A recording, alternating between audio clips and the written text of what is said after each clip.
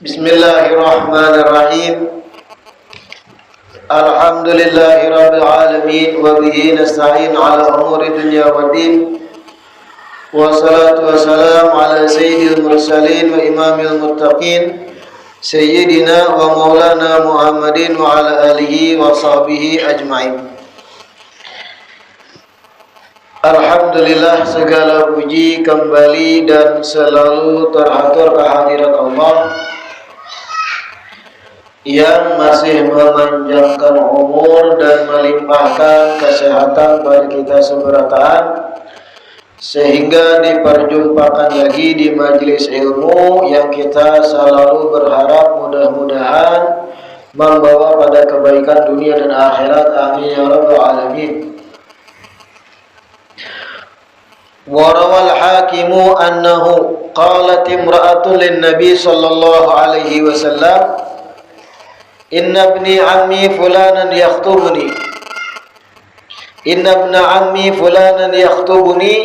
ayyad'uni ila nikah fa akhbirni ya Rasulullah ma haqqu zawji ala zawjati fa in kana ay dhalikal haqqu syai'an ay amran utiquhu ay aqdiru alaihi tazawwajtuhu. Melanjutkan kajian kitab Uqudul Lujain, diriwayatkan oleh Imam Al-Hakim annahu, bahwasanya, qalat imra'atun lin Nabi sallallahu alaihi wasallam, suatu hari ada seorang perempuan berkata kepada Nabi sallallahu alaihi wasallam, Inna ibna ammi fulanan yakhtubuni ayyad'uni ila nikah. Ujar si perempuan, ya Rasulullah, sesungguhnya sepupu ulun melamar ulun. Anak dari paman ulun, artinya sepupu ulun fulan bin fulan yakhtubuni, melamar ulun, ayyad'uni ila nikah, mengajak ulun untuk menikah.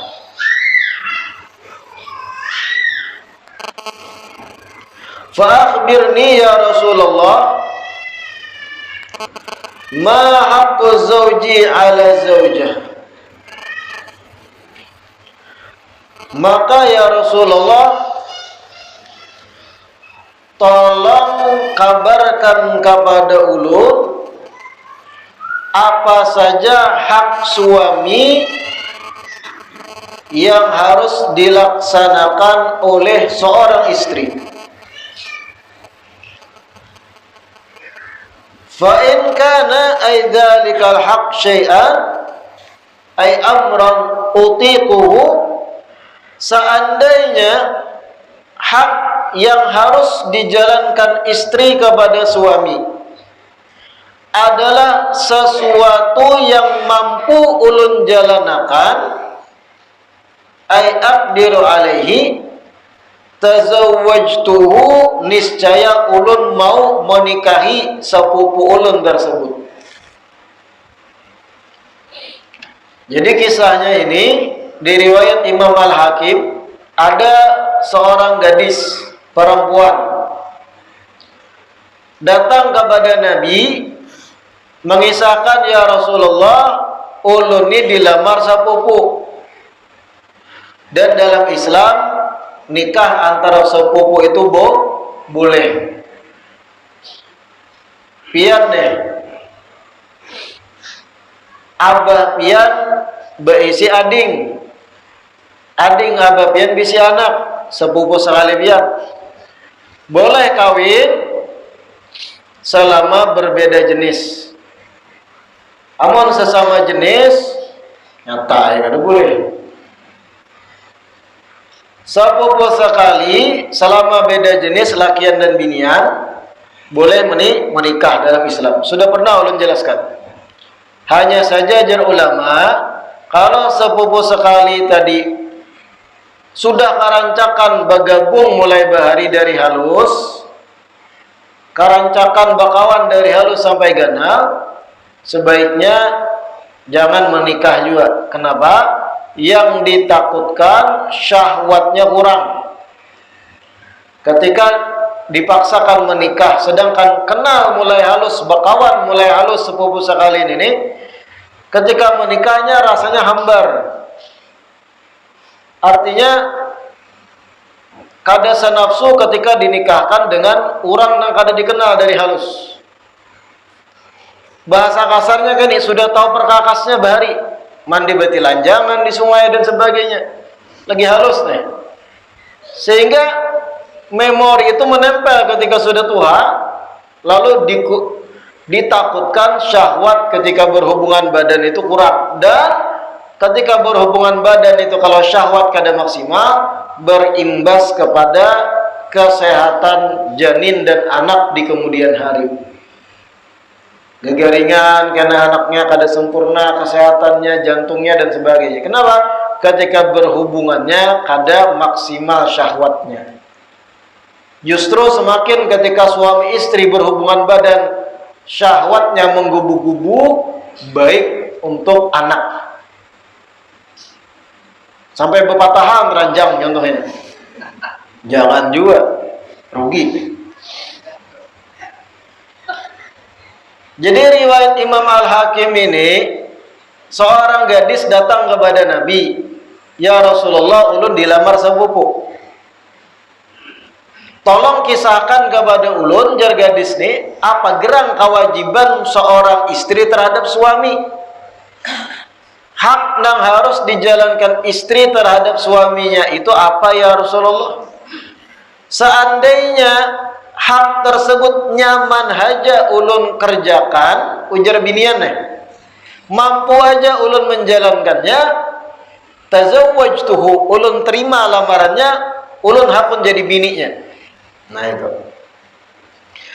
Qala sallallahu alaihi wasallam, Nabi pun mengkabarkan, "Min haqqihi ay annahu ay asya'nu law sala min kharuhu daman wa qayhan falahisathu bikasriha bilisaniha ma addat haqqahu." Ujar Nabi, termasuk hak suami. Ini Nabi memberi gambaran akan ganalnya hak suami ini tuh.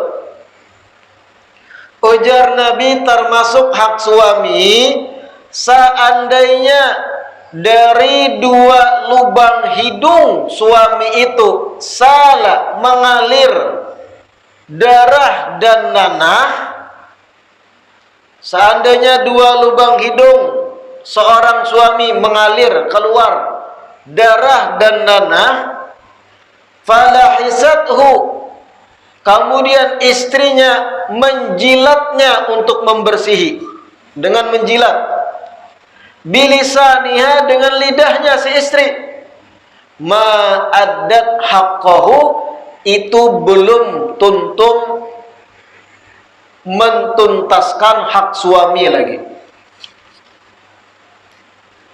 Itu belum dikatakan jar Nabi tunai dah hak suami. Seandainya suami garing keluar darah di hidung, nang kanan darah, nang kiri qaih nanah, kemudian istri menjilatnya dengan lidah, membersihiakan, jar Nabi itu belum tuntung lagi hak suami. Ini perumpamaan besarnya hak suami. Jadi jangan dicoba. Ini perumpamaan. Pahamlah perumpamaan dia.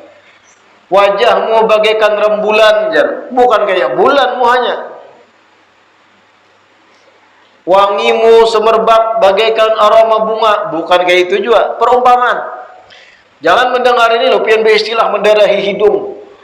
Sebelahnya nana hingus hapulam. Nah jilat nah. Ada perumpamaan. Seandainya keluar darah dan nanah di hidung suami, dijilat kemudian oleh istri, ma'addat haqqah. Itu belum tuntung lagi mentuntaskan hak si suami. Wal minkhar bi kasril kha al mu'jamah mankhir, minkhar atau mankhir, kharqul anfi, lubang hidung.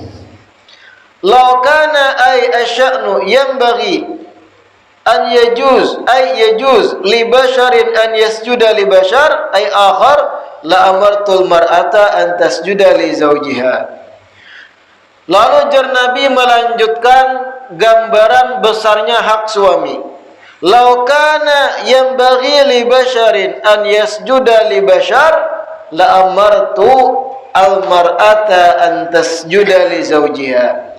Seandainya boleh manusia itu sujud kepada manusia yang lain, seandainya boleh, la amartul mar'ata an tasjuda li zawjiha, niscaya aku akan suruh para istri sujud kepada suaminya, saking besarnya hak suami. Yang pertama diumpamakan Nabi, kalau keluar darah dan nanah dari hidung, dijilat oleh istri, belum tuntas hak suami lagi. Yang kedua, seandainya diperbolehkan Allah Ta'ala, ya Nabi, manusia sujud lawan manusia, seandainya boleh. Kada boleh memang sujud pada manusia lain. Seandainya boleh, aku akan suruh istri itu sujud pada suaminya. Kenapa? Saking ganalnya, saking besarnya hak suami. Idza dakhala 'alaiha lima faddalahu Allahu 'alaiha.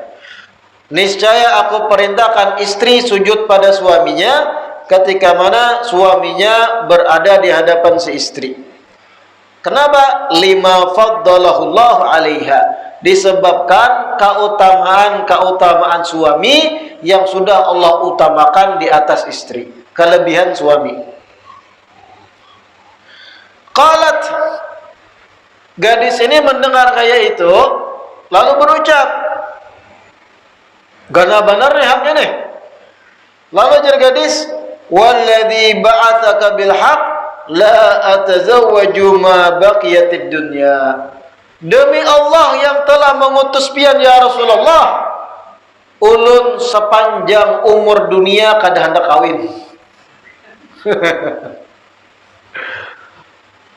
Ujar binian yang betakun tadi nih, yang dilamar sepupu.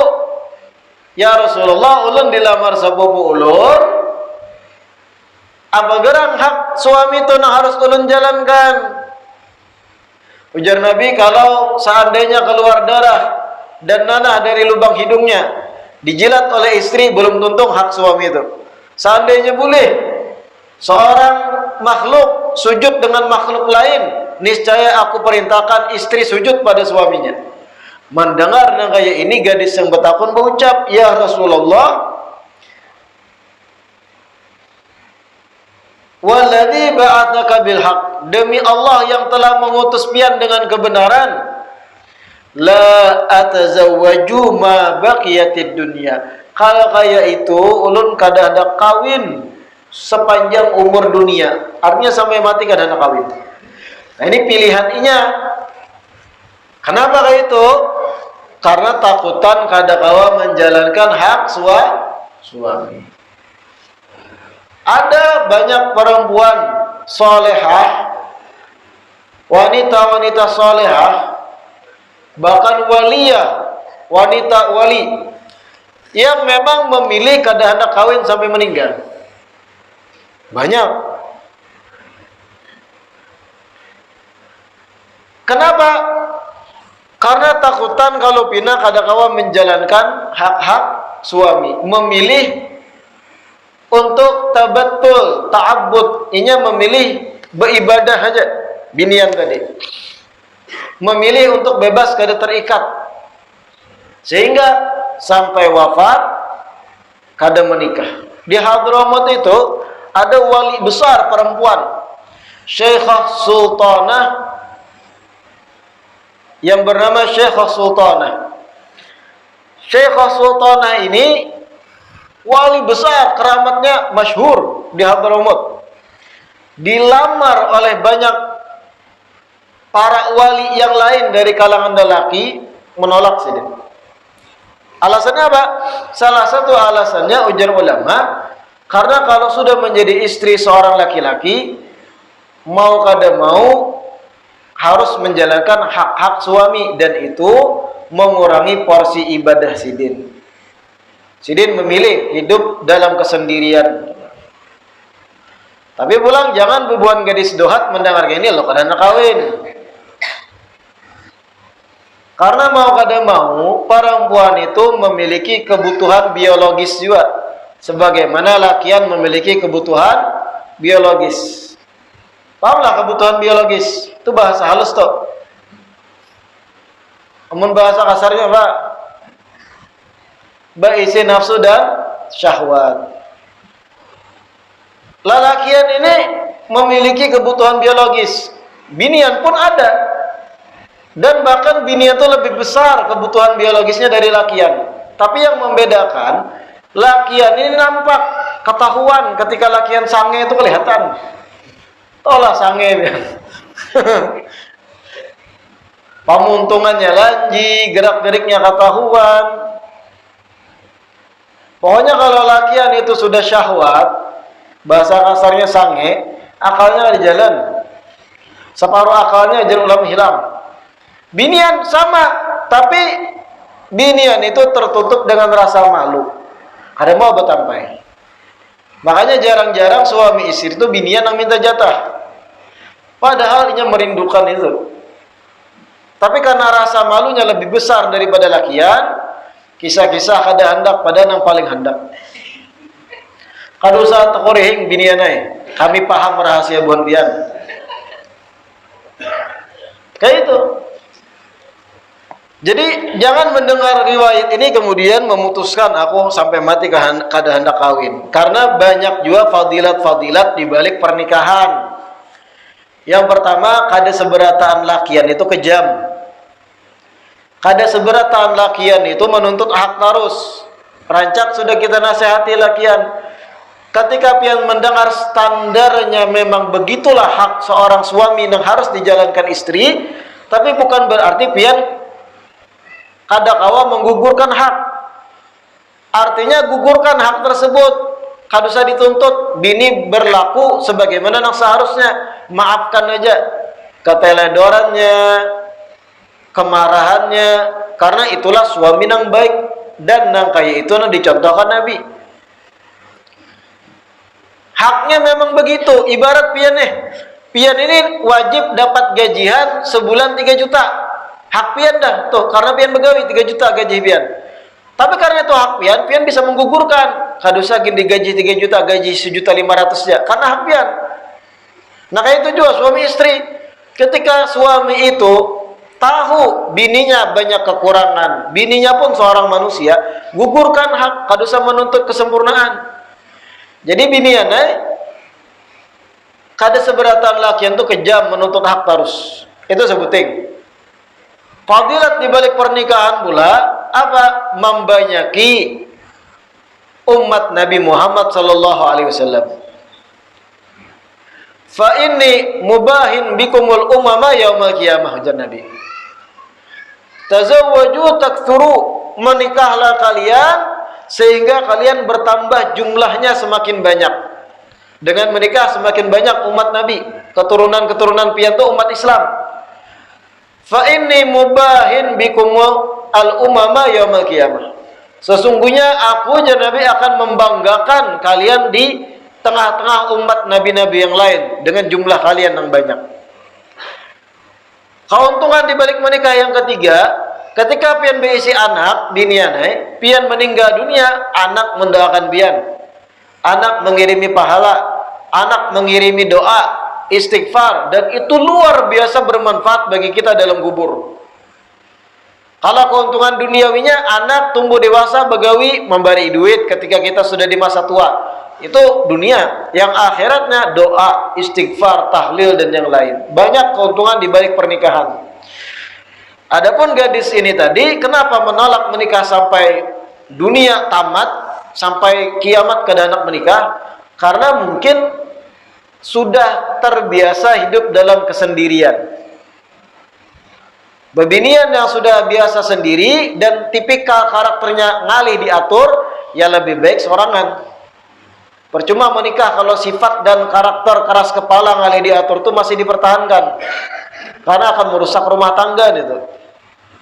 Sehingga inya berucap, la atazawwaju ma baqiyatid dunya. Wa qalat Aisyah radhiyallahu anha, selanjutnya tuh.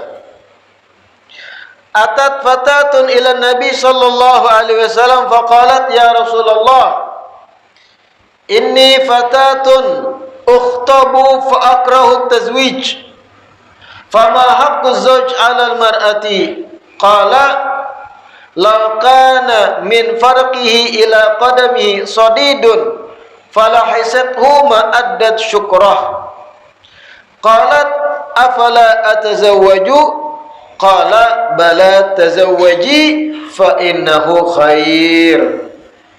Nah, ini ada tambahan di riwayat sebutingnya ini. Riwayat Siti Aisyah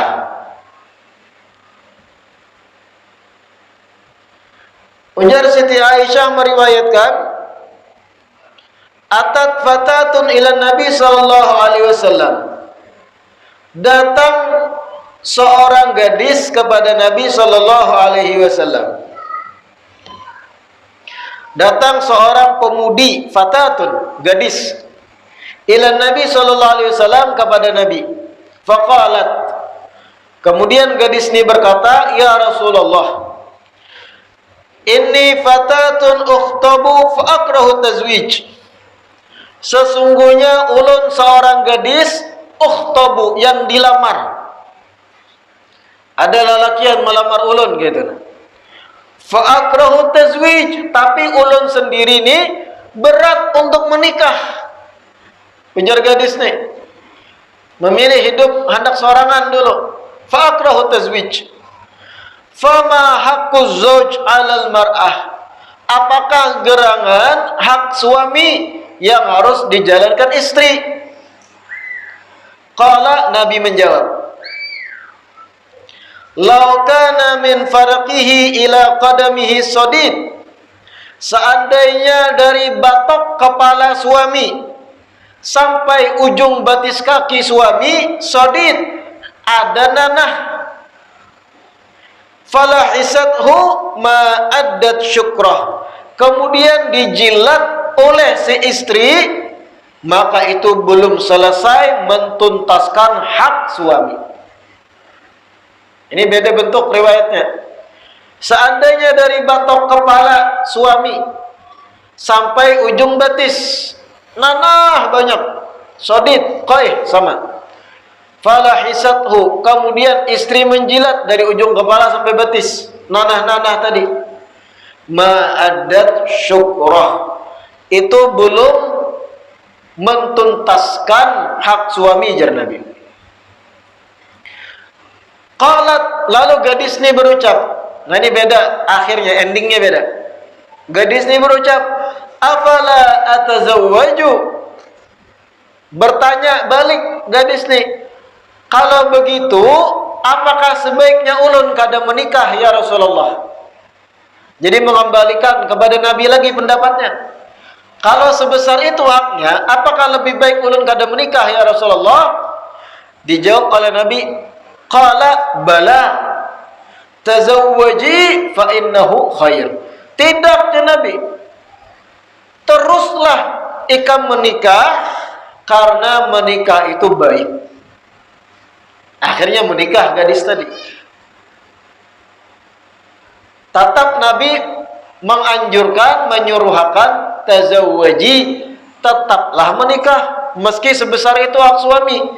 Fa innahu khairun, karena menikah itu baik. Menikah itu bagus. Banyak kalau kita rinci-rinci fadilat di balik pernikahan. Nah ini. Riwayat yang pertama tadi, biniannya berucap, ulun seumur hidup kada hendak kawin kalau gitu ya Rasulullah. Kedua nih, ada yang ini, riwayat ini, tetaplah menikah. Nabi menyuruh tetap menikah. Jadi kayak itu, masing-masing bebinian tuh ada prinsip. Ada perempuan itu punya prinsip umur 25 aja menikah. Ada juga zaman modern nih ya kalau. Artinya hendak merintis karir dahulu. 25 hanya raku menikah aja. Sekali umur 25 ada bayu. Orang mencari nang anum kadang. Kada bapak, berarti jodohnya belum sampai. Ada bebinian itu umur 15, 16 karena sudah dewasa dan sudah haid disegerakan menikah. Bagus juga. Kenapa jadi bagus? Karena ini menjaga kehormatannya dan menjaga pergaulan serta syahwatnya agar tertumpah pada yang halal aja. Namun di zaman Nabi, bahari-bahari, gadis-gadis menikah tuh umur 11, 12. Menikah sudah. Tapi jangan samakan umur 11, 12 di zaman Nabi dengan binian wahini. 11, 12 zaman bahari itu sudah bongsor, ganal, anggota kewanitaannya sudah matang. Namun kita 11, 12 binian di sini bingusan masih. Faktor genetik, kita orang Asia, faktor cuaca, makanan, beres Indomie. Kalau di zaman Nabi itu gandum, daging dan makanan yang sehat, udara sehat, cuaca sehat, kadada radiasi elektronik dan sebagainya. Jadi 11-12 menikah, disegerakan menikah itu lebih baik bebinian itu. Ada bebinian yang memilih kada hendak menikah sama sekali, ada juga, tapi jarang. Ada juga sudah pernah menikah, lalu menjanda, dicerai oleh suaminya, dan setelah jadi janda kada hendak menikah lagi. Kenapa? Trauma. Aku trauma dengan para lelaki. Lelaki itu sama seberataan. Nah ini bahaya juga. Gara-gara saikung lakian yang mencampakannya, lalu beratan dihukumkan sama. Semua lelaki jahat. Abahnya jahat juga berarti. Semua lelaki kan, kayaknya jahat juga, datunya jahat juga. Bahkan para wali pun jahat, lakian juga wali. Jangan kayak itu. Jangan ketika pian ada masalah dengan lakian, binianai, lalu pian ponis seberatan lakian sama. Banyak nang baik di luar sana, nang bujur-bujur, masih nang berkasih sayang, yang memaklumi, yang akan mengawani pian ketika pian garing. Ada juga pembinian itu dihendaki lakian karena dari segi keagamaannya. Wajah dan parasnya biasa biniannya, kada bungas. Ya biasalah. Tapi kenapa banyak lakian hendak? Ternyata contohnya hafal Quran. Atau ternyata keagamaannya baik, ustazah, bisa mengajar, TPA dan sebagainya. Jadi motivasi lakian melamarnya karena keagamaannya. Ada juga bebinian itu parasnya cantik, bungas, lumayan, sehingga orang hendak menikahi gara-gara parasnya. Ada bebinian itu juga bungas, cantik, langkar, tapi kada payu. Ada.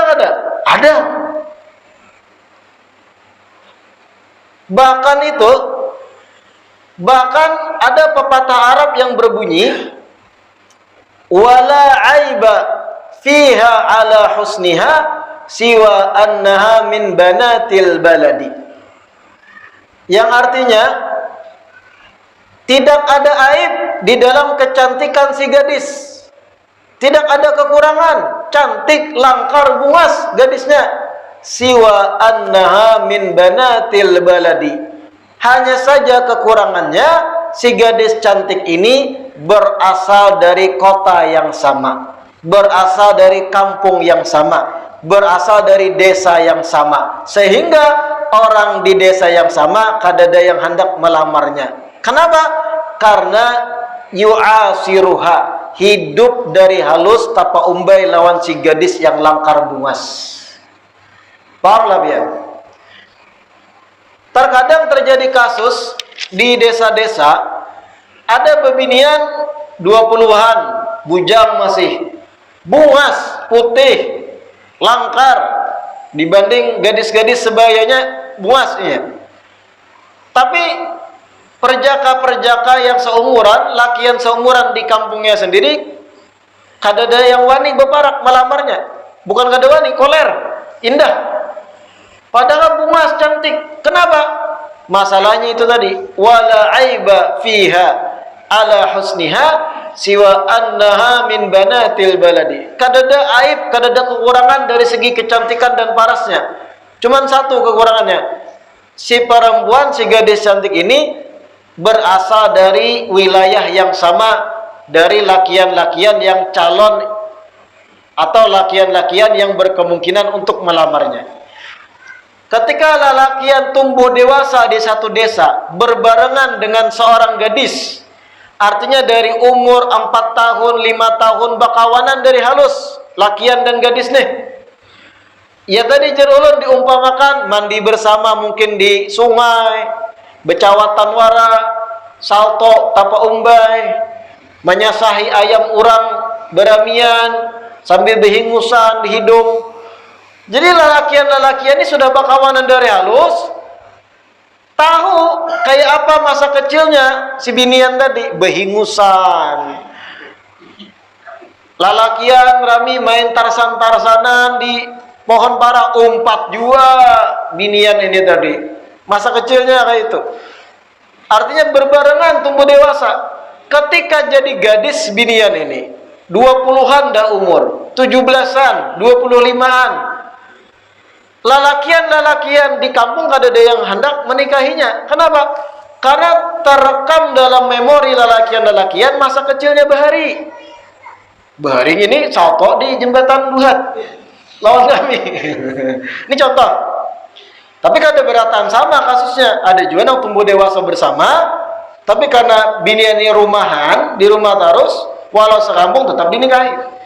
Tapi ini pepatah Arab tadi, biniannya rami bakawanan mulai halus, bungas langkar ketika sudah dewasanya, tapi kada ada yang melamarnya, laki-laki di kampung, karena terekam masa behingusannya Bahari, masa kuridihan Bahari. Tahu kuridihan lah, masih korengan Baharinya. Wah ini bujurnya bersih, skincare, perawatan.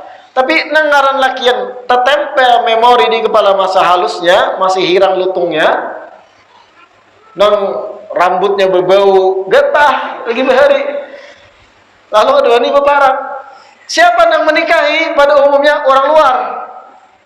Karena orang luar ini kadang muasir, kadang hidup sejaman. Tahunya yang sudah ketika gananya, bungasnya, kadang dia tersimpan di memorinya masa kecil nang salto tabalik di jembatan Duhat tadi kada terpikirnya. Kada terpikir nang masanya nang tarsan-tarsanan juga di pohon para, no rabah, bebukahan, nyasai ayam urang lah, mantap itik urang lah. Itu tadi perumpamaan Arab, wala aiba fiha ala husniha siwa anha min banatil baladi. Kada ada aib, kada ada kekurangan di paras cantiknya, tapi sebutin kekurangannya, siwa anha min banatil baladi. Inya tumbuh dewasa di tempat yang sama dengan para lelakian di situ. Tapi ini kada berataan sama. Terkadang terjadi juga pernikahan antar penghuni desa karena mungkin perempuannya baik dan masa lalu itu dilupakan oleh lakiannya. Yang penting sekarang lebih berpikir untuk masa depan. Nah, masa depan yang berubah, baik, bagus, dinikahi. Yang tadi itu terjadi juga ranjak. Yang memayuakan siapa? Lakian luar. Itu banyak terjadi gitu. Bukan berarti biniannya ada aib, bungas. Tapi nangaran lakian di Bahari tak kumpul, tumbuh dewasa, mandi bitilanjang bersama. Di bawah terik matahari berhujan panas. Tahu dong ini bahari lengkap mandi ya. Ini apa aku jadi biniku? Berataan lakian tahu kisahnya bahari di sini di kampung. Amun aku kawin ya aku ditawakan kawanan, kawan bahari. Nah kan gitu. Nah, orang-orang luar nang menikahi biasanya. Yang kada terkumpul masa kecilnya. Karena kita laki itu tertempel memori-memori masa lalu itu tertempel. Kadang awal kita membuang ini tuh. Bungas kayak apapun inya kita ingat bahari ini nih. Wah, hilang pun dia. Oh, bahari ini menyasahi warik juga. Lawan aku di hutan. Oh, bahari ini paharnya mana Bang Halaban. Contohnya. Kira-kira paham lah? Biasanya yang luar yang menikahi. Tapi pada intinya ketika ada gadis masih belum ada yang menikahi, terkadang karena ada prinsipnya. Banyak yang sudah melamar ditolaknya karena ada prinsip, mungkin ada kriteria yang dihendaki dan itu wajar. Karena pernikahan itu ada semudah itu tuh. Salah-salah memilih suami sangat berpengaruh untuk keagamaan. Timbul talaki orang nang dunia terus.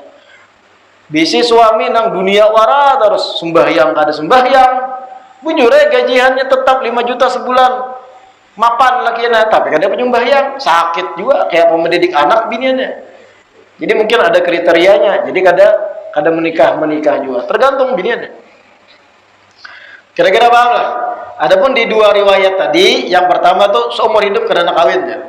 Karena mungkin memilih untuk itu. Tapi riwayat kedua malah Nabi menyuruh memerintah tazawwaji, tetap ia kawin. Fa innahu khair, karena dengan menikah itu baik. Nah, ini. Wallahu a'lam. Kita lanjutkan insyaallah 3 minggu akan datang. Kenapa? Mohon maaf, ahad yang dihadap ulun ada kegiatan yang kadang-kala ditinggal di Banjarmasin, dan ahad yang dihadap selanjutnya lagi ulun ada kegiatan di Pontianak, Kalimantan Barat. Jadi di 2 minggu akan datang majelis kita liburkan. Sebelum kita membaca doa khitamul majlis, kita umumkan sebagaimana disampaikan di perjumpaan sebelumnya struktural panitia Majlis Ba'alawi Duhat. Banyak relawan-relawan yang sudah mendaftar untuk menjadi panitia ahlul khidmah yang berkhidmat untuk majlis. Di sini tertulis seksi pendanaan, keuangan atau bendahara bahasa kita umumnya, padayat atau abahnya Wahyu, abahnya Dayat, abahnya Iwan, abahnya Agus. Banyak anak sedingan. Abahnya Aldi. Ini seksi keuangan beserta Ugi. Ini Ugi yang mana nih? Sugianor. Dan Judin. Ini bertiga sebagaimana struktural lama memang ditugaskan dahulu untuk seksi keuangan atau bendahara yang mengurus keuangan majelis, cash majelis dan yang lain. Kemudian seksi kebersihan. Nah, ini kebersihan ini mencakup mungkin kebersihan bakas-bakas aqua gitu, atau sedotan-sedotan gitu, atau samut besarang, atau biawak masuk majelis. Karena berapa kali kita majelis biawak lalu, atau tikus. Pokoknya kebersihan ini yang bertugas adalah saudara kita Yanto. Banyak gelar beliau nih kada saya disambat. Ini seksi kebersihan. Kemudian seksi susun sandal. Sandal disusun lah. Ya ini untuk kerapian lah, menyusuni sandal-sandal jamaah majelis. Karena kita kadang naik ke majelis sandal beberang hendak gitu nah. Ada yang tepa huruf lah dan sebagainya. Nah, seksi susun sandal ini disebut amit. Nah, amitnya hamid lah. Dia amit. Tapi jangan di dua kalikan, amit-amit. Lain pulang. Seksi sound dan kamera. Nah, ini mencakup sound system. Pina rusak-rusak, gerohok-gerohok suaranya diperhatikan sebelum majelis, dan kamera yang mana ini terhubung ke monitor atau TV gesan jamaah binian, sehingga binian bukan sekedar menatap kain ungu warak minggu-minggu. Ini ikin. Nah, ikin yang memegang seksi sound dan kamera. Kemudian seksi terpenting adalah seksi ampar hambal dan menyusun meja. Nah, ini perlu diperhatikan. Mampar hambal pun menyimpuni hambal. Mampar warak ada disimpuni. Mampar dan menyimpuni hambal pasca majelis. Begitu pula menyusuni meja saudara Sahri, Muhammad Nur, Maulana, Bapak Imo, Pinandu Jabian Pak Imo kan, dan Rashid. Nah, ini. Jadi ini berlima seksi ampar hamba dan meja. Kemudian seksi mesin genset. Wah, ini cadangan seandainya mati lampu. Artinya diperhatikan bensinnya ada. Kalau ternyata bensinnya habis, bisa menghubungi Padayat, Ugi atau Judin, tukar bensin. Jangan diisi minyak gas, rusak. Ini seksi mesin genset adalah Iram. Ya. Kemudian seksi konsumsi. Nah, seksi konsumsi ini mungkin mengolah banyu dan mungkin ada tamu datang mengolahkan, menyediakan wadai dan sebagainya. Ini saudara Wahyu. Wahyu yang mana? Kebanyakan Wahyu di Duhat nih. Asli kebanyakan Wahyu. Wahyu saudara Aldi, Dayat, Iwan, dan Agus. Nah, jadi Wahyu anak Padayat. Banyak karena Wahyu bang kita leh, cuman ada gelar masing-masing. Jadi kalau dibedakan di sini. Kemudian ada catatan penting. Apabila berhalangan, harus menginfokan ke kawan agar tidak salah paham. Jadi kayak ini. Ketika petugas-petugas relawan ini sudah ditetapkan ngaran, masing-masing punya tugas, terlebih yang persiapan majelis, sound system, kamera, kemudian lagi ampar hamba dan meja. Ketika berhalangan, harap kabari kawan. Artinya supaya kawan tahu, aku udur hari ini. Ibarat mungkin di luar ada acara yang ada kalau ditinggal, keluarga beracaraan, kematian ini dan itu. Kabari yang lain, jadi orang kada curiga, kada salah paham. Jangan sampai kawan berkesimpulan pengulir nih kawan nih. Nah, jangan. Jadi masing-masing bertugas di tugasnya masing-masing. Ulangi dari seksi keuangan Padayat, Ugi dan Judin. Kemudian kebersihan saudara Yanto. Seksi susun sandal Amit. Sound plus kamera Ikin. Ampar hamba dan meja Sahri, Muhammad Nur, Maulana, Pak Imo dan Rashid. Seksi genset Iram. Kenapa tuh tahu? Hah? Seksi konsumsi Wahyu Padayat. Yang kada tertulis ngarannya bukan berarti pian kada kawak menolongi. Kalau ada waktu-waktu luang, siapapun pian tolongi, terutama binian. Binian kalau memang ada waktu kosong, tulak sungsungi ke majelis, umpat marapiakan bisa, atau umpat menyasahiakan biawak dibuangi boleh, atau umpat menyimbur sarang samut nang lebe sarang di ujung-ujung majelis boleh, atau membuangi katiki boleh. Jadi kada mesti yang ditulis di ngaran sini aja, tapi siapapun bisa menjadi relawan membantui. Nah itu.